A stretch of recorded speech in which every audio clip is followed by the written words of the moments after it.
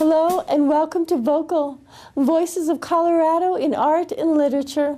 From authors and artists, poets, performance artists, and others, this is where we celebrate those who breathe life into the artistic community of Colorado. I am your host, Susie Riding. Tonight, we visit with award-winning Colorado artist Chris Bates.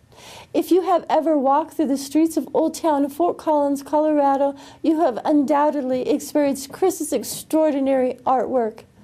Chris is the man behind many of the murals that light up and bring so much color to the city.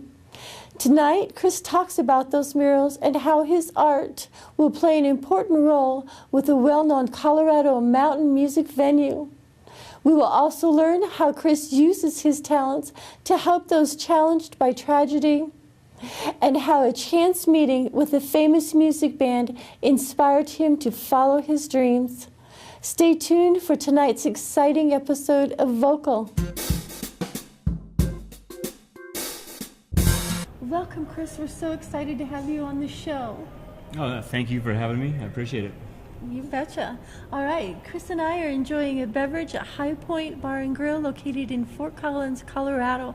I want to give a huge shout out to Rick and Eric, the owners, for allowing us to shoot this episode of Vocal in their wonderful bar. High Point is located in the very historic Commercial Bank and Trust building built in 1906. High Point is also famous for its wonderful pub fare and its friendly neighborhood atmosphere.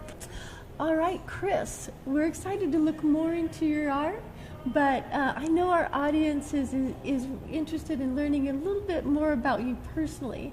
Now, you currently live in Fort Collins. Are you originally from Colorado?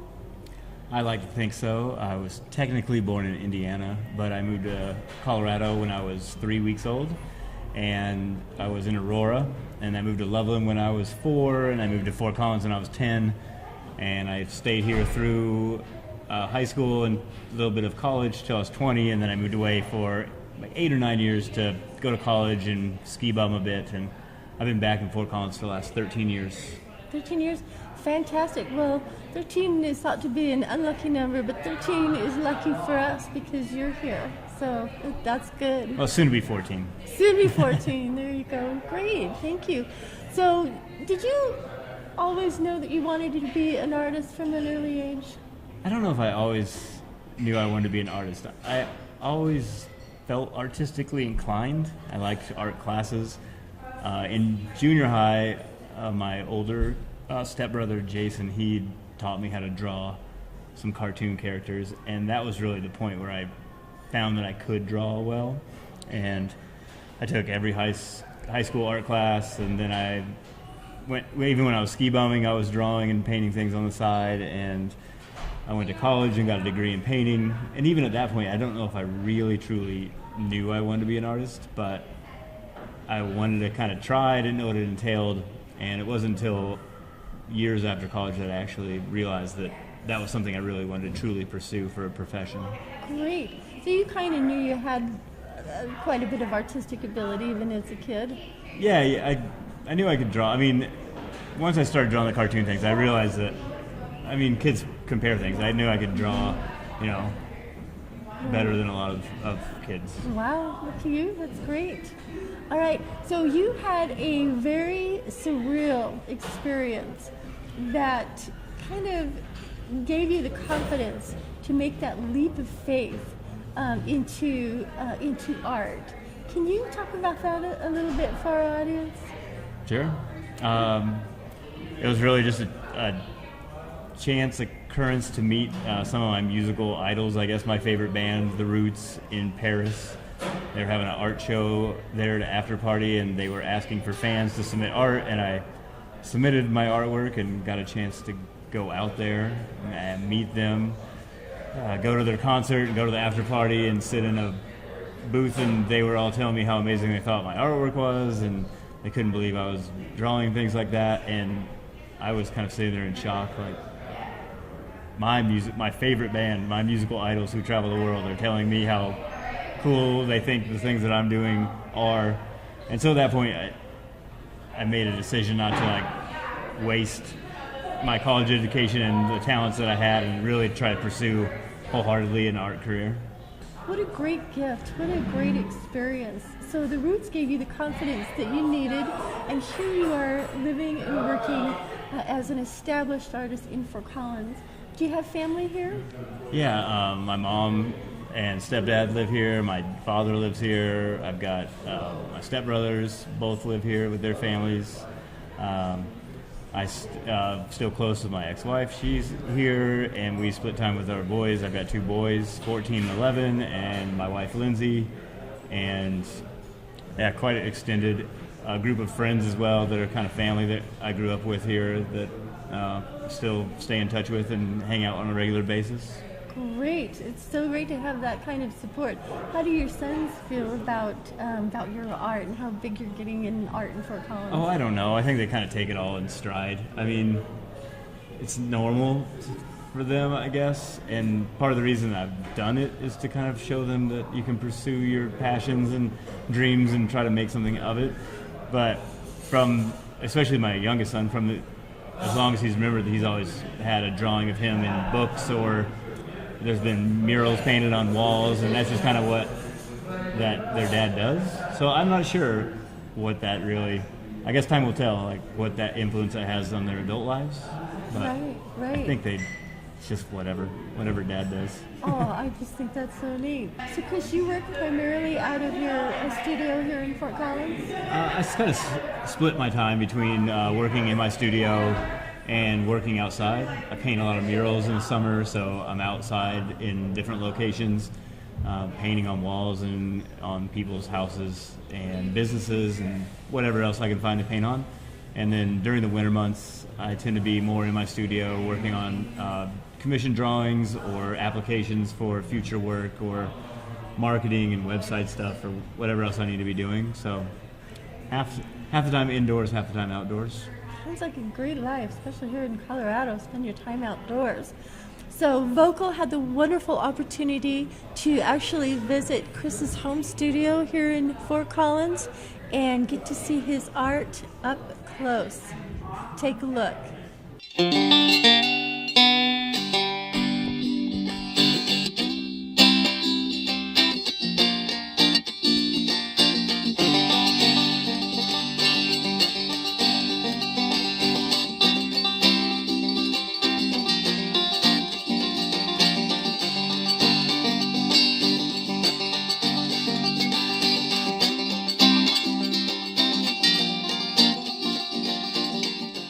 The first art commission I got for a Finetoon drawing was a guy up in Steamboat saw a drawing of my kids.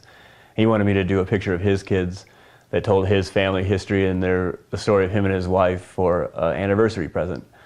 So I spent a couple months going back and forth interviewing with him and creating this picture of his kids and his dog that told how his wife's met, all the things that they've done and the things about their children.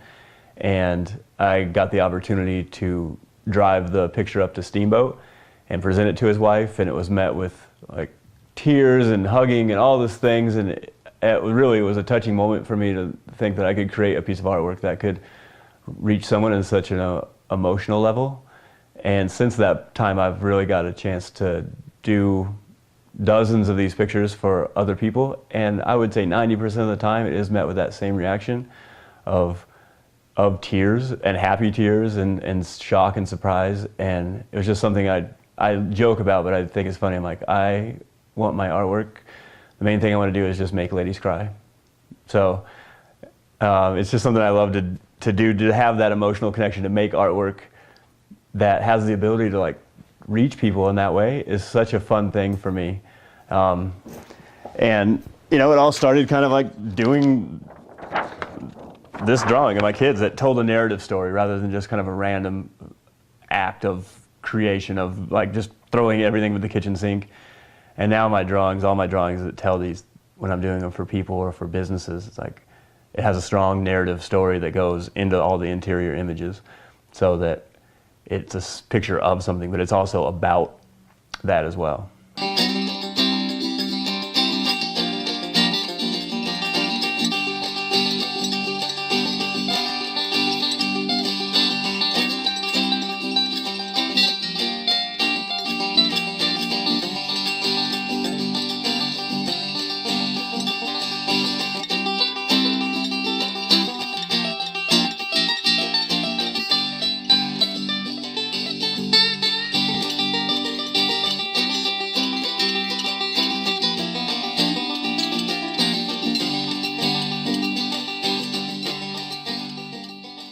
So he was on the East Coast, and we kind of lost touch a lot. So we started talking a lot more and just kind of catching up with each other. And so we went to art school together, me and his wife. So when we were talking, I was talking about this Aurora theater shooting project that I wanted to do and how I was trying to make this happen. And it was just kind of part of the conversation. So when he passed away, I went to school with his wife as well, so we talked, and I still wasn't, the victims of the Aurora theater shooting family weren't really ready to move forward, so I just asked my friend, I'm like, would you want me to do one of these for Brian instead? Like, because I have the time right now, and I already know how I'm going to do it, so I set up a Kickstarter for that project, for this one instead, and we raised the money to do that, and I was able to do the drawing of him as like kind of a gift for him and his family. I didn't have them pay anything. We crowdfunded it all, and I was able to give his wife the original and then make prints for like his family members and his mom and sisters and all of his friends. And it kind of tells his life story about all the things he did. He was a anti-nuclear protester, and he was in New Zealand as a farmer, and he was really into agriculture, and he had kids and have his dogs and different animals and his boats and things that just he was into that kind of tell of what he was all about. And after I had done this one, then the Aurora theater shooting families were kind of ready to move forward, but I had already exhausted my resources as far as crowdfunding goes, so I wasn't able to raise the money to complete the project.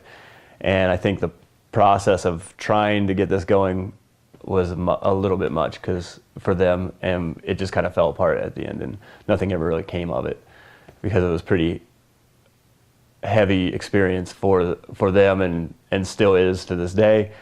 And even for Brian's family, I think this project is a bittersweet thing. Like, they like the drawing, and sometimes they like to look at it, but then his wife told me, like, sometimes I just want to put it in the closet and I don't want to look at it because it's sad, because it reminds her of, his passing and that he's no longer there. But we kind of think that as his kids were really young, so as his kids get older, they'll have like this thing to remember their dads, and they can go through and tell the stories of, hey, when my dad, he went to Nevada and he protested the nuclear test site at Nevada, he used to go out there all the time, and there's all these things, sweat lodges and the boats that he had, and here's the dogs, and our times when we spent in New Zealand. So every of those little tiny pictures becomes a story that she could tell his kids about her dad. So it becomes like this visual narrative of like every little image is a memory, and all the memories are a story. So.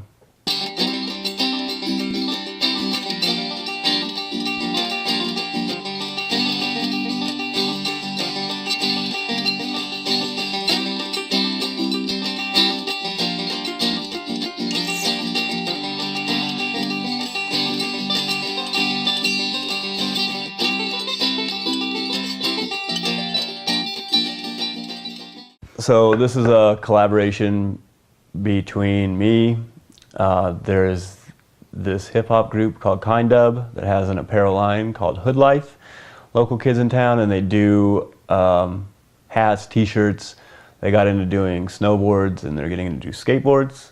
And there's this guy in town that owns a business called Anonymous Skateboards, Longboards. And it's a Fort Collins guy. He's making these amazing bamboo longboards. And so he's making the boards. The Hood Life guys are doing kind of the promotions and trying to get things into stores, and then I'm doing the graphics. So we're doing 2 series of 3 right now. This board I'm working on. This is the 5th one. We already have 3 done that they already have finished and shot, and then the plan is for springtime is to release like a limited release here locally and see what the interest is, and see if there's something that people are interested in, getting some locally designed and made Fort Collins longboards.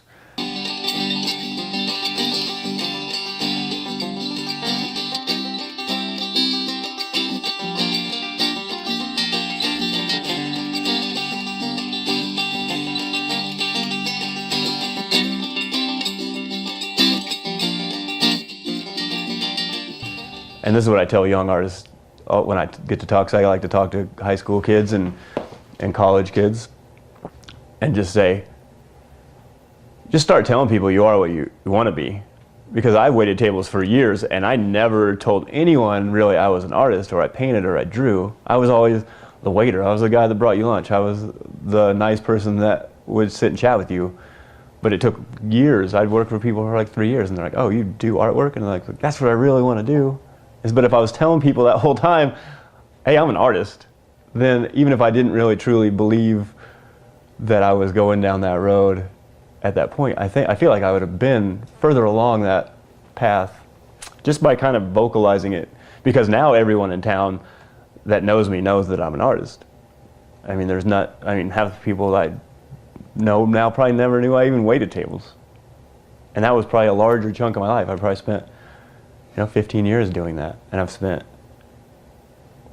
9 trying to like seriously pursue. I mean, I've been doing art since I was a little kid, but like as I consider like seriously pursuing it as a profession, I spent way more time in the service industry, but now people don't even know that fact about me because that's insignificant. So I'm like, it's like that fake it till you make it type of thing. It's like, even if you don't believe it, but if you want to be that person, you're like, I'm a writer and I write novels. Even if you're just like starting your first novel and you're halfway through, it's like, if you keep telling other people that, that's their perception of you. So they're like, oh, I know this novelist, if they're having some random conversation, and that's how things spread. So primarily what I do as an artist is do murals. So it looks like a beautiful winter day in Fort Collins, so if you want to come downtown, we can check out a couple murals.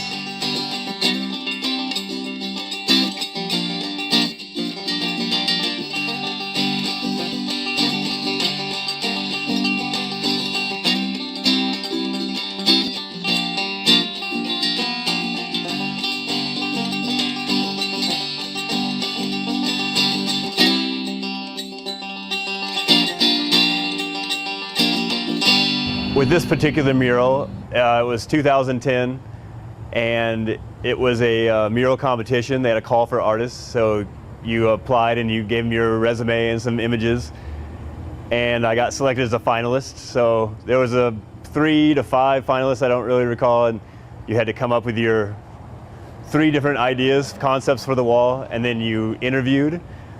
And I got to sit down and interview with people from Hot Corner Concepts in the city and Bohemian, because it was a collaboration between the 3 to kind of make this project happen. And I was finishing a mural over at Beaver's Market and waiting all day. I was sick to my stomach. I was so antsy because growing up in this town and being a downtown resident, I drove by this wall every single day to ride my bike. And I was at this point where I'm like, if I didn't get this mural, I was gonna have to move out of town, because I came by this place every day and saw, I was so emotionally attached to this project without even putting a brush on it that I didn't want to see another person's mural on this wall. I was sold on this. So when I got the call that I got it, I was blown away. And they wanted something that told Fort Collins history, but they didn't want just like a square picture. They wanted something kind of non-traditional and unique. So I came up with the concept of using aspen leaves to frame out the pieces, and then all these little pieces are different things about Fort Collins history. So you've got the firehouse, and you got music, and there's the Beat Factory and Annie Stone's cabin, and there's bikes and brewery stuff. And so every single leaf is a piece of Fort Collins history or culture. And I titled it Hard to Leave, with a play on words, with it being the aspen leaves as the main focus, but also Fort Collins. For people that have grown up here and people live here a while, it's a town that's hard to leave, and people always seem to leave and come back, and people aren't always gone for good. So it's a play on this. And this mural was the one that was a high profile piece that really kind of like started a snowball effect of my art career, kind of taking shape and getting calls for people wanting me to do murals just sight unseen, and just seeing this piece. I do these youth community workshops, kind of turned into community workshops with murals. It started Rafael Lopez, artist from San Diego. The library district in the city brought him in. He painted a mural in this parking garage, and I was part of the local artists that came and helped him do the layout and paint some of the high stuff. and his last day he invited something like 300 at-risk youth young kids to come and paint, and it was like a 10 minutes of fame type thing where we would bring in like a group of 15 or 20 kids and they would all paint a section, and I helped with that process, and it kind of inspired me to create a mural program for local youth that wouldn't just give them 10 minutes of fame, but would teach them everything about mural creating, from working with a building owner to designing it to laying it out to documenting it. And this was the first project I worked on. It was done with a group of 9 high school kids from 4 different high schools in town, and we worked with the owners of Austin's and Enzio's, and they had a team that we kind of helped come up with some of the design concepts.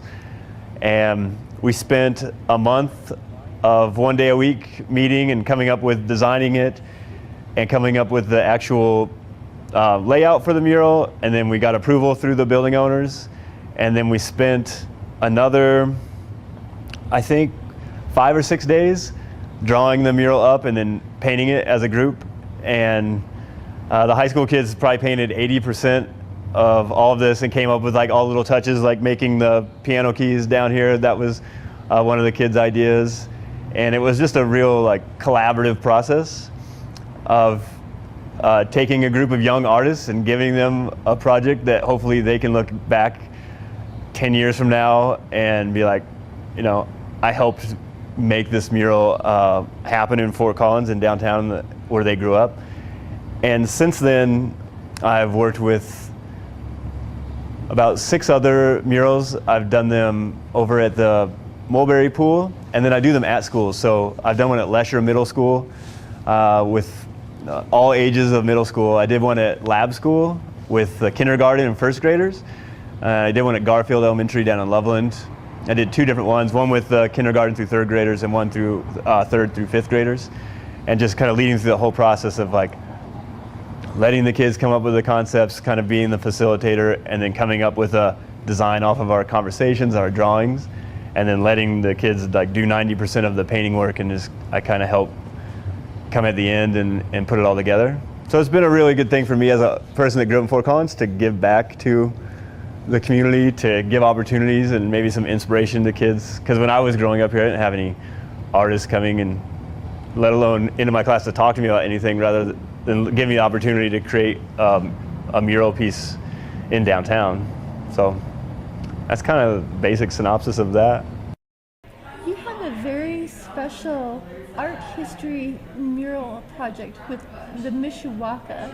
The Mishawaka is a wonderful mountain music venue which is just west of Fort Collins here. Can you tell us a little bit more about that project? Yeah, it's one of my Finetoon drawings. Mishawaka is having their 100th year anniversary of being a music venue, which is a crazy thing that we've had a music venue for 100 years up in the Poudre Canyon.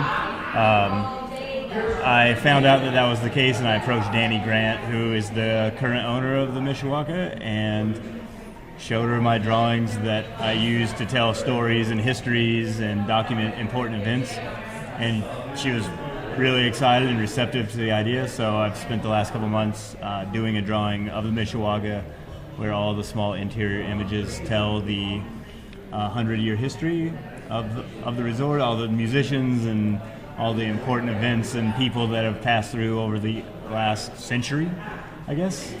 And I'm real excited about this project. It's hopefully going to be a really big art project for me. We're going to do this big art unveiling, and we're going to make posters, and hopefully we can find a t-shirt design. We're going to sell those throughout the whole 100-year season for them. So not only is it a drawing that I'm doing for the owners of the Mish, but it's for the community, and we're going to try to involve it in a lot of the advertising and the posters and their online things, and then making posters to sell at the venue or directly through me. And I don't know, I don't know where it's really going to go.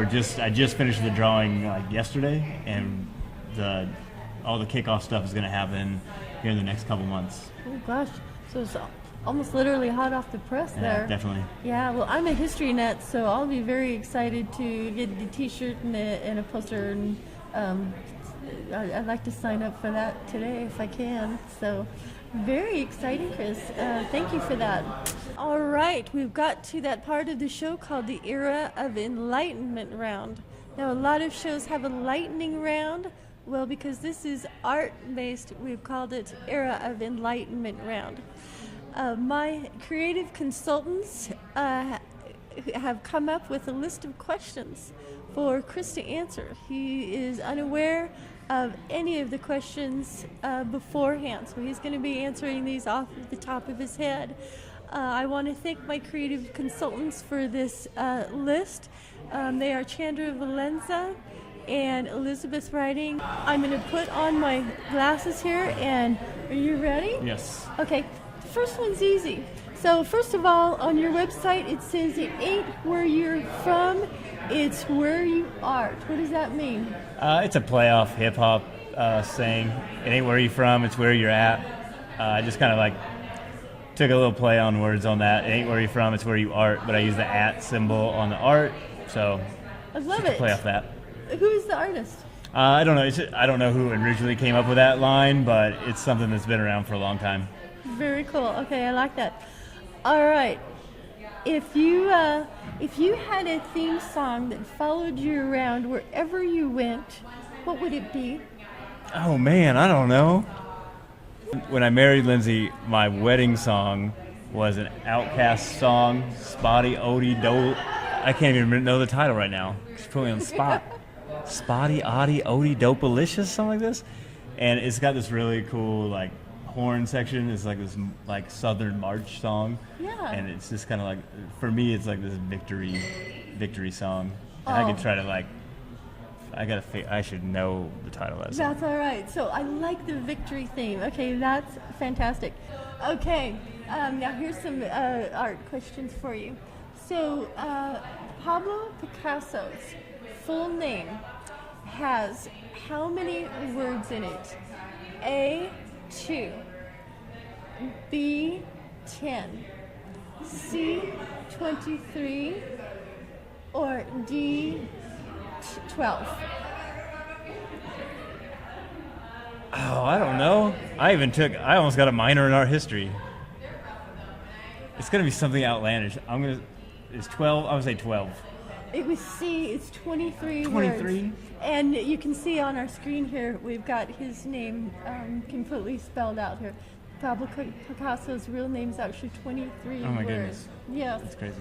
All right, Leonardo da Vinci, as well as being a very famous artist, such as yourself, he was also famous for inventing one of these 4 things. A, kites.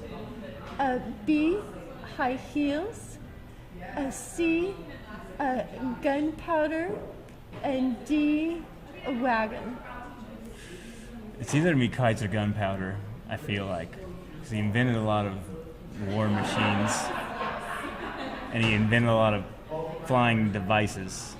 But I just don't know where that comes in the linear history. And then part of me wants to say high heels, because it's the most outlandish thing. But I'm going to go with gunpowder? You tell me high heels. You tell me high That's heels. the one. I'm trying to give it to So me. Leonardo da Vinci is famous for well, he wasn't famous for, but he's also known He's for done that. inventing high heels. Isn't that crazy? And the last one, or no, actually I got a couple more for you. This was, I used my creative consultants for this one. Kurt Cobain or Eddie Vedder? Eddie Vedder? Okay, yes. I'm a fan of both of them. They're my era, but That was a win-win. Oh, that was a win-win Okay. right there. Eddie Vedder. Zeppelin or Beatles? The Beatles. I'm a Zeppelin over here. All right, last one, Chris, before we let you go.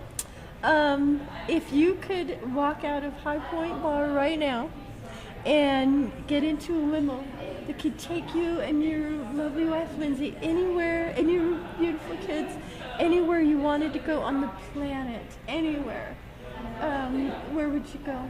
Oh, that's a hard one. But I think we just go to Iceland, because that's kind of where we want to go next. We try to go see other parts of the world. and that's on the I love it. it's on the short list. Yes. So I think that's where we would probably take off to in the magic limo. Very good. Love it. Iceland. All right, sir, your limo awaits. Oh, yeah, sweet. I didn't know right. There you go. Well, thank you so much for tuning in to Vocal. We loved having you. What an honor to have Chris Bates as our first guest. Just a wonderful artist. Really enjoyed our day today. To learn more about Chris Bates, all of the amazing awards he's won, to get a bio on Chris and see his wonderful artwork, please visit mightyfineart.org. We thank you so much for tuning in, and we'll see you next time on Vocal.